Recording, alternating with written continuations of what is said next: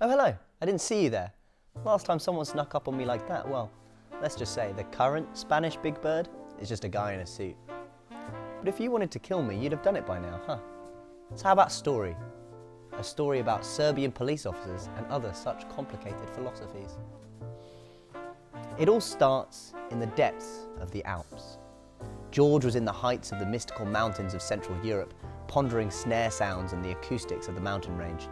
This would be a great place to record inoffensive pop rock, George thought, before his heightened producer senses caught something. Something troubling. George's eyes suddenly sprung open. "Not again," George whispered into the wind. Our story now takes us to the vast Balkans. Having fraudulently won an arm wrestle with Socrates, we had to get out of Greece fast. We found a freight train and travelled across the land of Serbia. Laying low there for one night but 2 days, we decided the heat had cooled down and we thought we'd better scarper to try and meet our next contact, H-Man. We got on a nice sleeper train and Nick started speaking at length to an astrophysicist, one who looked almost identical to Nick, bar a small moustache. "I was studying with an esoteric monk in Corfu to see if our powers combined could allow us to create black holes with our minds. Unfortunately, we were successful and the monk spaghettified in front of my eyes. I almost got off scot-free, but my right kidney has turned into fusilli. The implications of this are really unknown. Very exciting stuff, very exciting stuff. Shame about the monk though," said the astrophysicist to Nick. "Oh, nice," Nick said, mind adrift, thinking, "Head like a steel trap, wish I didn't. Callum suddenly interrupted Nick's intense thinkings, trying to keep the team together. "We don't have time for this, sweetheart," Callum said in what can only be described as a stressed Callum tone of voice. "We gotta make sure we get Socrates' gem of power to H-Man, and Ian's losing their nerve here." I sitting there, slowly scatting to myself as I am known to do in dire situations. "I can't be the only one keeping this dream from sliding down from the heavens into a fish pie, do you understand?" "Oh, nice," Nick said, mind adrift, thinking, I didn't. But we hadn't built Rome in a day yet. We'd just made it out of the saucepan and had 3 in the bush. "What does that even mean?" Callum inexplicably said to me, now.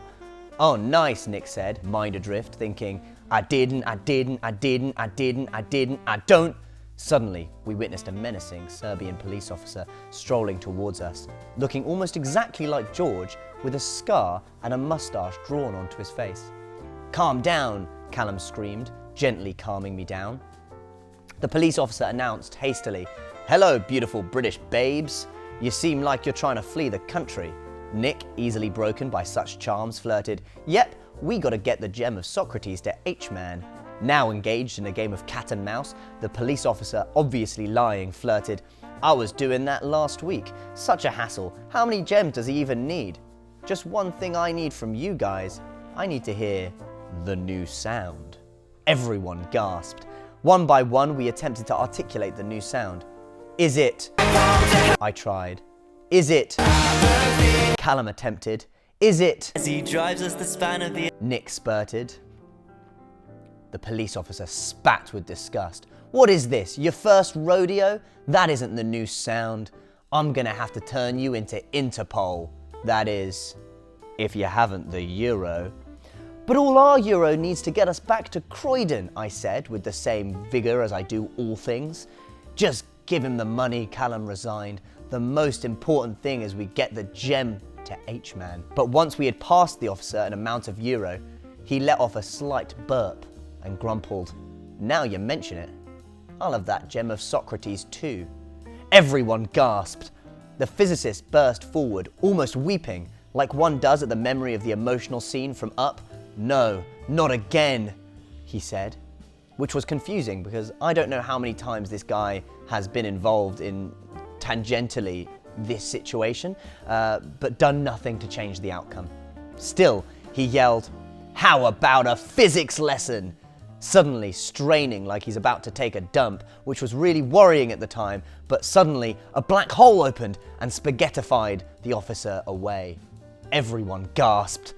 With another sudden crack of the space-time fabric, our George popped out looking smug. Looking really smug. The kind of smug when he finds my keys in the toilet. The astrophysicist, drained of power, whimpered, "Is that you? The monk I met? You were spaghetti."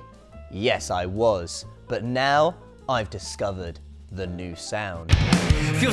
Everyone gasped, and then everyone clapped. The end. Or is it? Great to finally meet you, Mr. Hasselhoff. Do you have my gem? Good night. That was pretty damn good.